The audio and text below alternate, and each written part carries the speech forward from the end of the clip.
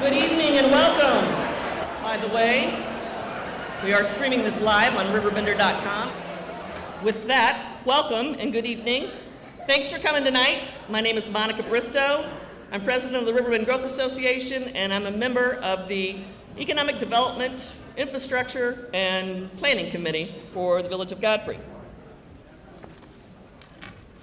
Before I go any further, I'd like to introduce our elected officials that are here tonight, and if you would just give me a show of hands. Mayor Mike McCormick, Clerk Pam Whistler, I think Pam's come in, yes. Godfrey Fire Protection District President Sharon O'Neill, Trustees Mark Stewart, Eldon Twerp Williams, Sarah Johns, Jeff Weber, and Michael Stump. Thank you all for being here.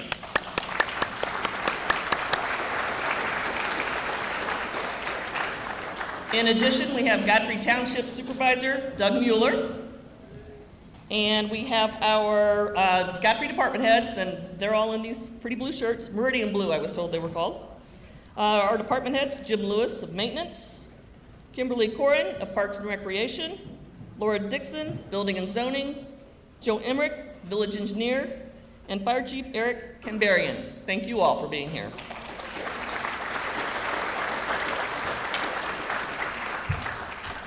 And our committee members that are here tonight. Again, Mayor Mike McCormick. Mike's not actually on the committee, but he was instrumental in making this event happen. So thank you, Mike, for helping us out. Myself, Tom Long, Jim Mager, Sharon O'Neill, Katie Drake Shear, Dick Snyder, Mark Stewart, Linda Wheaton, and Pam Whistler. And again, we're all in the blue shirts, so thank you all for all the work you've done.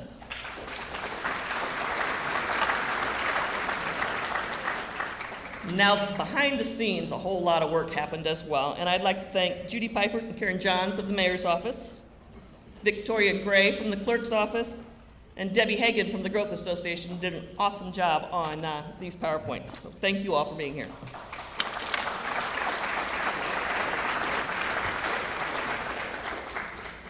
This didn't just happen tonight.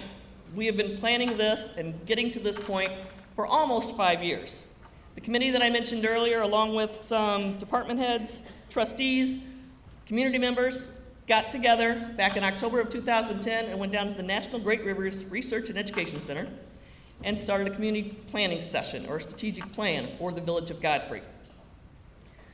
We decided we need to move forward. A lot of things were happening in Godfrey and needed to happen in Godfrey. From there, the committee worked to obtain and build TIF and business districts. We got that approved by the trustees and the village board in that November timeframe. Then we went out and decided to do a branding campaign. So that started back in November of 2012. We solicited requests for proposals from 2 national branding companies and then 2 local economic developers consultants. From there, we selected North Star Partnership. The village trustees again approved that, and we announced that partnership in April of 2013. North Star, and I'll tell you a little bit more about them shortly, spent about 1.5 years on this project. They were in town, in market, what they called in market, and did a little spying, if you will. They went to different restaurants and different community places and asked you, the people, the residents, what was your perception of Godfrey? In addition to those little sneaky meetings, they called in community leaders, business owners, residents from all over, again, asking questions and opinions. A survey went out to all residents. From there, they also talked to neighboring communities and what is your opinion of Godfrey? What takes you to Godfrey? So a lot of time went into that study. They presented the results to us, and I've got some of those results that I think were interesting, and we'll share with you. And then just this past, about 1 year ago, the logo and the look were approved. And you've seen these on our shirts, you've seen them on the banners, you'll see them on the presentation. And then we did the final approval of the report, and today is our brand rollout. North Star is who we selected. They have done work with the CVB, Brett Staywar and his group over the years. They brand communities through research, strategy, creativity, and action. They're based in Nashville, Tennessee, and they've done strategic branding studies from small villages to mega cities and every size in between. In the research, they asked for words used to describe Godfrey. Good, nice, bedroom community. What's Godfrey's greatest opportunity for growth? Illinois 255, the corridor there. Add retail and restaurants. What does Lewis and Clark add to Godfrey? It draws attention to Godfrey. It's growing, and it's a dynamic school. It brings people into town. I think Dale will tell you it's about 20,000 visitors a year come to this campus. And educational opportunities, which adds to the economic value of the community. What's missing in Godfrey? We heard over and over, retail and restaurants. What does Godfrey offer 20 to 30-year-olds? Affordable housing, good, safe community. We need to give them more. Again, I like numbers. 24 of the survey respondents lived here most of their lives, as probably most of you have. 45% said Lewis and Clark is Godfrey's greatest asset. 34% of visitors that responded come to Godfrey for Josephine's. Does that surprise anybody? 32% said they felt Godfrey's reputation was a suburb of Alton. We want to change that. We want to be our own community. Nothing wrong with Alton, but we're big enough and we're strong enough to be our own. Almost 40% said Godfrey's image of being clean and safe is the most important asset, the most important perception of Godfrey.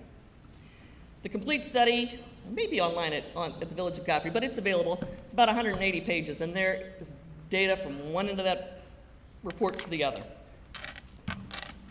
The brand, the tagline, is not just the brand and the tagline. It all starts from the brand platform. This is the basis of where this all starts.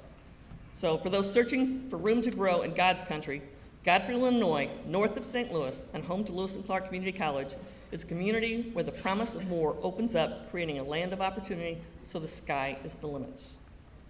Okay, so we have a tagline, we have a brand. What are we going to do about it? Well, we've got economic development tools in place. We have the TIP district along Godfrey Road, the business district funding. We have forward-thinking trustees.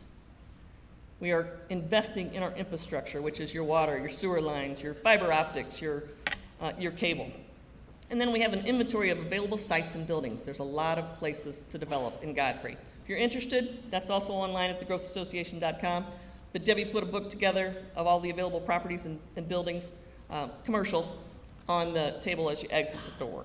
Next steps, we're going to hire an economic development and brand manager director.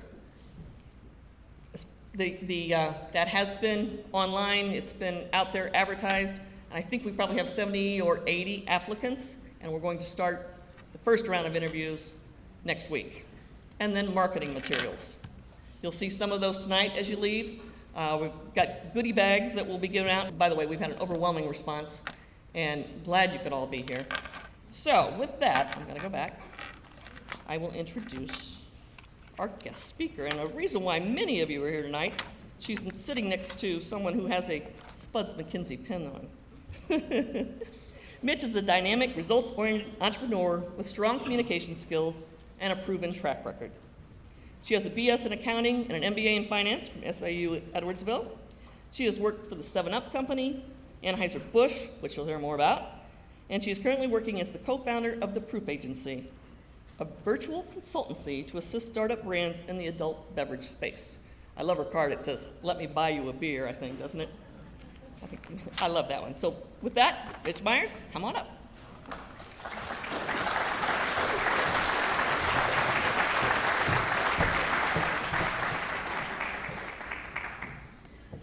Thank you, everyone. So what is a brand, and why does it have value for Godfrey? Well, it's a promise, it's what you stand for, and it's consistency in your message.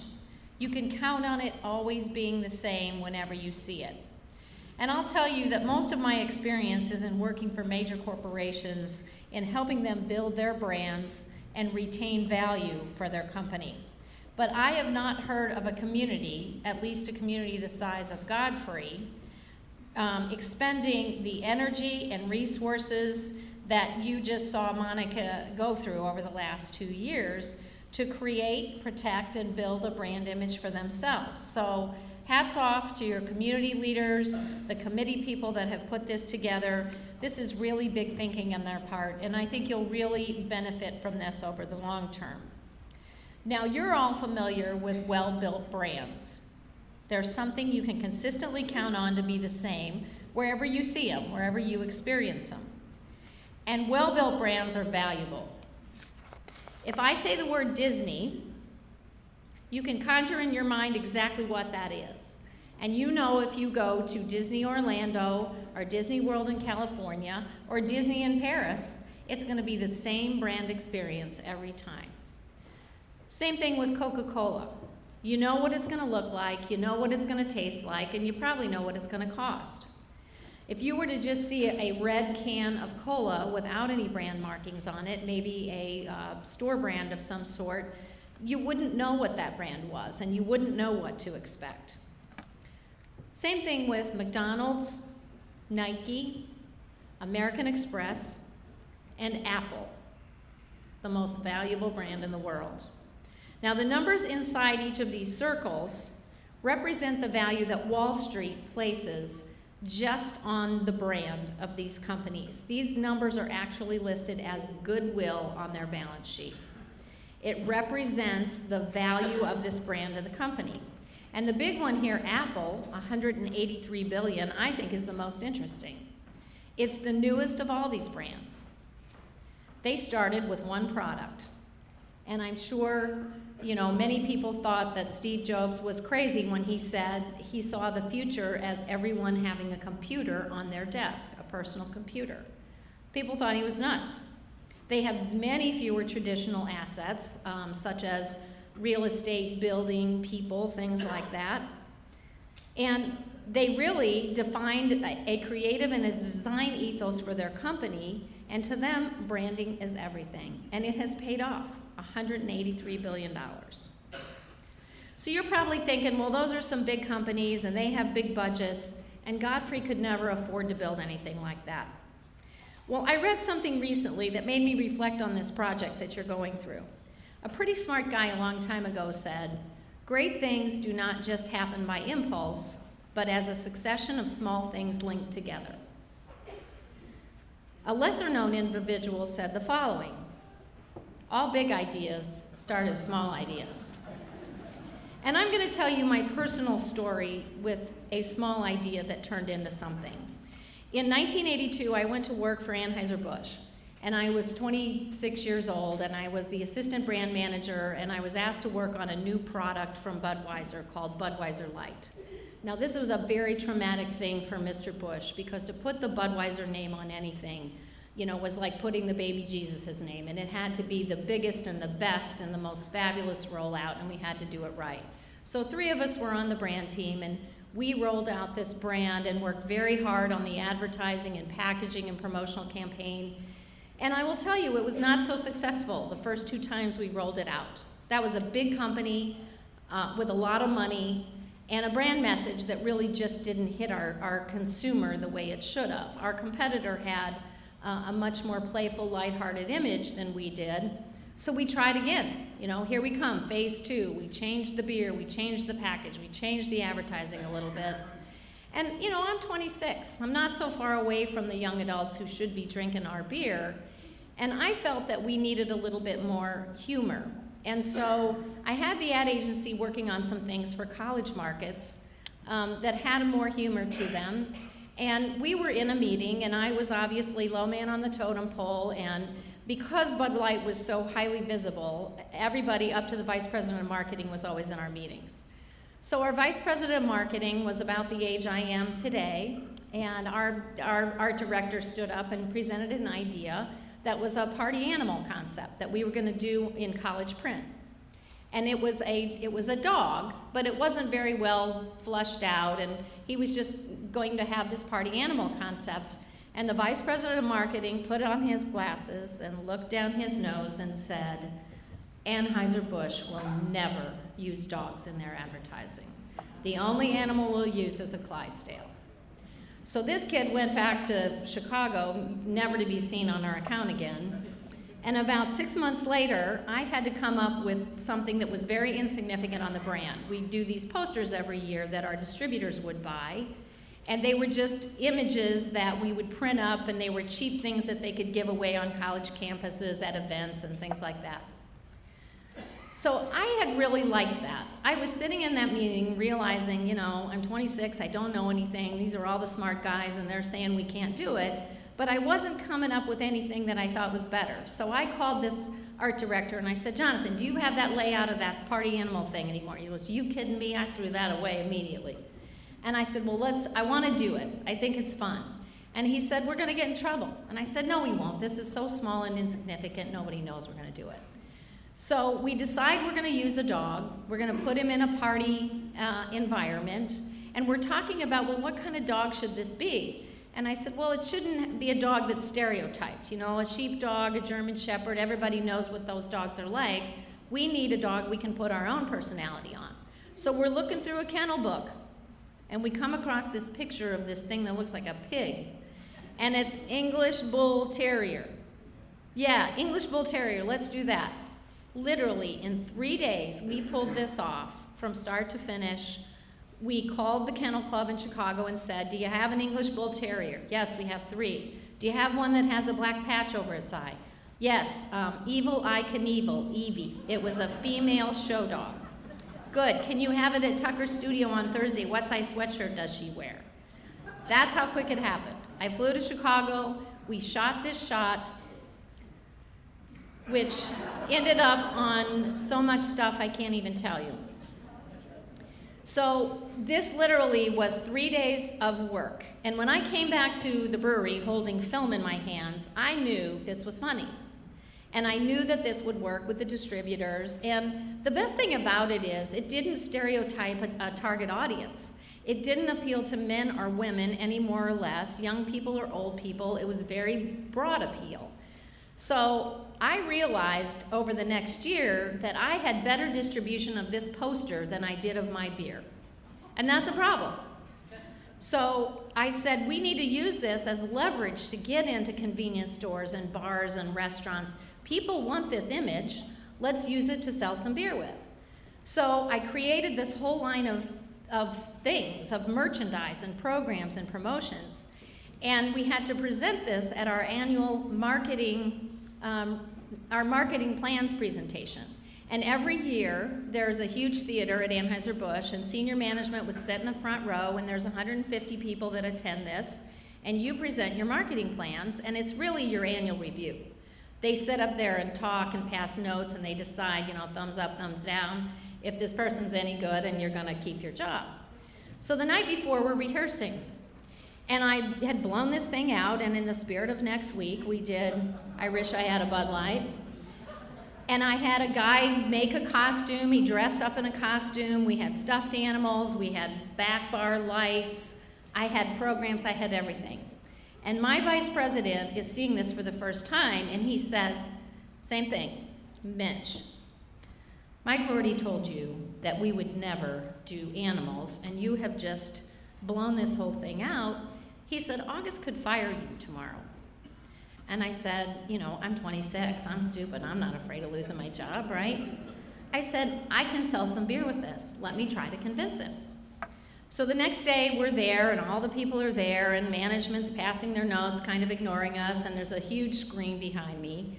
When I start presenting the Spuds MacKenzie stuff, August Bush III sat back in his chair and stared at that screen, and I could not get the read on his face. I couldn't tell if I was getting fired or getting promoted. And I just kept selling, and I had a guy come in with all the promotional premiums and sat a stuffed animal right in front of him. And when I got done, I went over and I sat down in the front, and he stood up and grabbed that dog and stomped over to me. And everybody in that theater, they just gasped. I could hear them hold their breath. And he sat right in front of me and shook that dog in my face and said, this is great. So clearly, I didn't get fired. We actually did a few more things with it. There he is. what a happening, dude. There's a super party animal. Yeah. His name is Bugs McKenzie. A barbecue inside. A barbecue. And a cold Bud Light. A cold Bud Light. Puts him in a party frenzy. In a party frenzy. He's Buds McKenzie, Bud Light's original party animal. Go, Buds, go. Go, Buds, go. Go, Buds, go. But you really cooking that. All right. Original party animal with the grand poobah of partyometry. Bud Light's own Spuds McKenzie, as he's planning tonight's big bash. His fans watch as he tans his way to party elegance. A facial and massage, and Spuds McKenzie is ready to party. And Spuds parties with only Bud Light. We miss those 80s hairdos, don't we? Everything else is just a light. So anyway, the interesting thing about this, and I've given this, I speak at colleges and to marketing classes. A lot of people think that a big idea gets presented to you, it's wrapped up in a big package with a bow and it's got $1 million price tag on. And they say, here's a big idea, want to buy it? Big ideas don't start as big ideas. They start as small ideas. And this was a dead idea. This was in the trash can. It just took somebody taking it and brushing it off and giving it a little oxygen and working it a little more and seeing what you can do with it. And I really see that as the same for Godfrey. I think that you can start small and start with a message that you can work and build it over time. And the best way to get the public to respect your brand is to have a respectable brand. In today's world of open communications with Twitter and Facebook and Instagram, it's incredibly hard for a brand or a product or a company or a community to pretend that it's something it's not. Your brand message is built on the foundation of everything that's real about this community.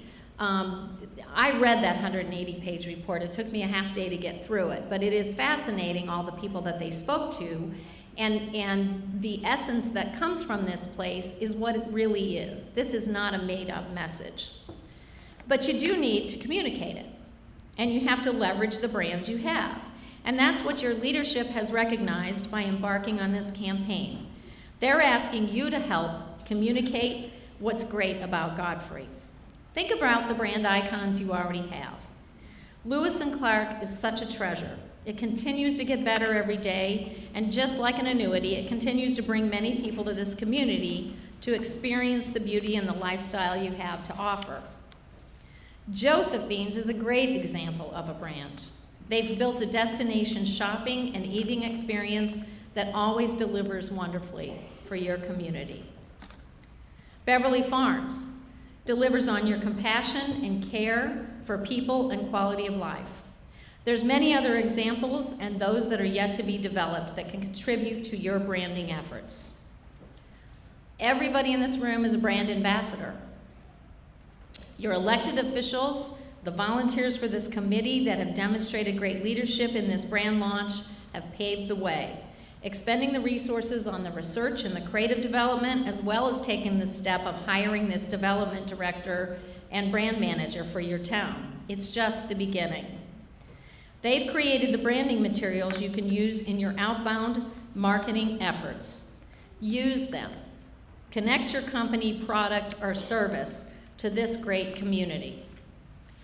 And every person in this room is a touchstone. You can communicate the brand essence as well as anyone. When you're visiting St. Louis or you're in other states or you have family and friends over your home, let them know how good you have it in God's country. And finally, your community leaders have put together a short video that communicates the beauty, peacefulness, and quality of life you very often take for granted. This piece is going to be a great branding tool to use for everyone promoting the city of Godfrey.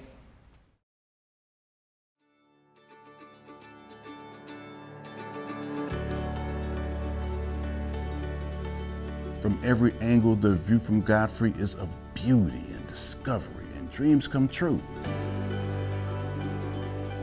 It's a community for those who've seen a vision of the good life and want to claim it for themselves.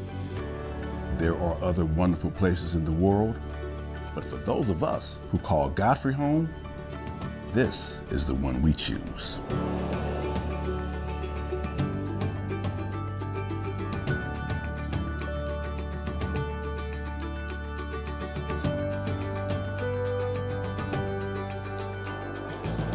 We love the view from up here, and we think you will too.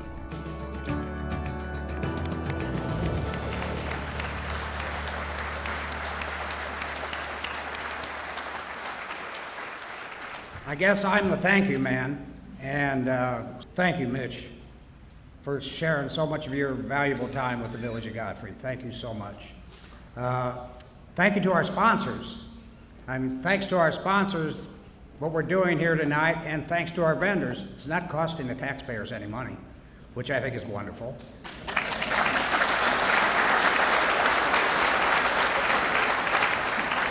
Thanks to the elected officials, all our trustees, which their names were called out earlier, for the support on everything we've done along the economic development line. And thanks to the Economic Development Committee, which he doesn't like a lot of credit, he's always behind the scenes, but I'd like to personally thank our chairman of the Economic, Tom Long. Thank you, Tom.